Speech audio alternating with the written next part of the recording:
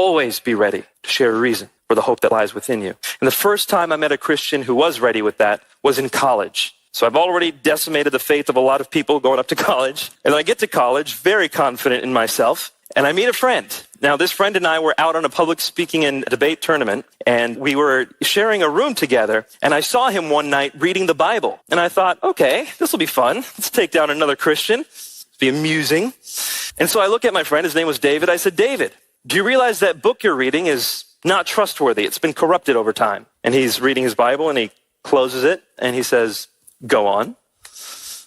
Which should have been a sign for me that this wasn't going to go my way, but I just kept going. And I said, David, Jesus spoke Aramaic, did he not? And then the earliest church was in Palestine. It was in Jerusalem. It was in Israel. So they must have spoken Hebrew. But by the time the New Testament's written, it's written in Greek. So you have a translation of Jesus' words before it's ever written down. And then the New Testament that lasted the longest period of time in the church was not actually in Greek. It was in Latin. So you have another translation. Then it's in Latin for 1,000 years before it comes into German. And from German, it goes into English. And that's where we get the KJV. It's a translation of a translation of a translation of a translation of a translation, which is why you have the KJV, the NIV, the ESV, the NASB, the who knows what V. You got so many versions of the Bible. How can I know which one is actually the Word of God? Now that had worked on many Christians, and I was ready for him to crumple under the weight of my argumentation. But David looked at me and he said, Nabil, let me ask you a question. Just a few minutes ago, I heard you speaking to your mom on the phone. Was that in English?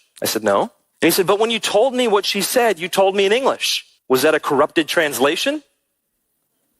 No. He said, Nabil, when you are multilingual, you can take a message that's given in one language and accurately translate that message into another language, and you've preserved the message. And that's exactly what the disciples did. They're able to listen to Jesus, whatever language Jesus spoke, and write it in Greek. And of that Greek New Testament manuscript, we have in our possession over 6,000 copies today. And he said, Nabil, if we didn't have any one of those copies, we have in our possession over 10,000 Latin, Coptic, and Syriac translations of the early Greek New Testament manuscripts. And he said, if we didn't have any of those translations, we have over 30,000 quotations of the New Testament from the early church fathers with which we can reconstruct virtually the entire New Testament many times over again. Nabil, we know with certainty the message of the original New Testament.